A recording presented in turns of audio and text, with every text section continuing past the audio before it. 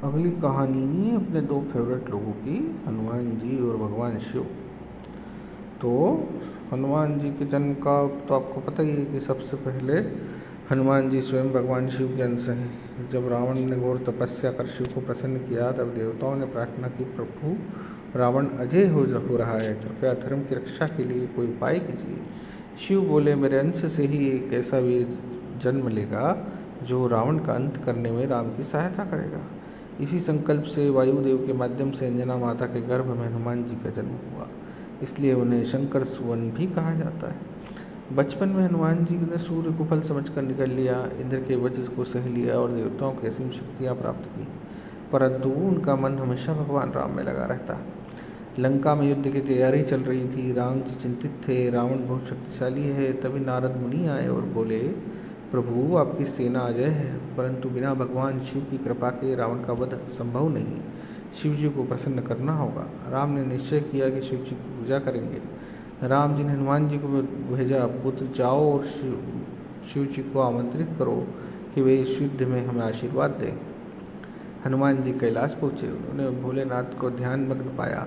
हनुमान जी ने हाथ जोड़कर कहा, हे प्रभु, मेरे स्वामी रामचंद्र आपका आशीर्वाद चाहते हैं। शिव मुस्कुराए और बोले, हनुमान, मैं तुम्हें परखना चाहता हूँ, यदि तुम सचमुच मेरे अंश हो तो मुझे बल में हरा कर दिखाओ।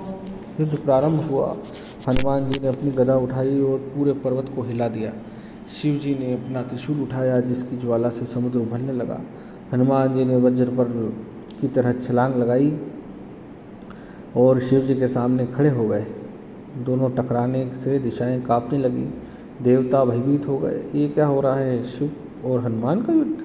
आखिरकार शिव जी ने अपना रूप बदलकर हनुमान को रोक दिया और बोले, पुत्र, ये युद्ध नहीं, परीक्षा थी।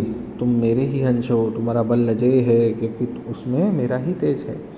अब जाओ और राम के साथ रहकर रावण का संहार करो, मैं स्वयं तुम्हारे भीतर उस पर स्थित रहूँगा। हनुमान हाथ जोड़कर बोले, प्रभु आप ही मेरे पिता हैं और मेरे आराध्य भी, आपके आशीर्वाद से ही मैं अपने स्वामी राम की सेवा कर पाऊँगा।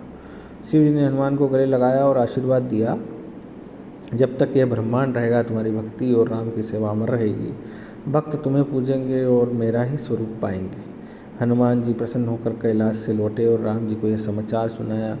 राम जी ने हनुमान को गले लगाया और कहा, शिव तुम्हारे भीतर हैं और तुम मेरे प्राणों में, यही हमारा अनंत बंधन है। इसलिए हनुमान जी को रुद्रावतार और शंकर सुवन कहा जाता है। वे शिव के अंश हैं। कहानी खत्म।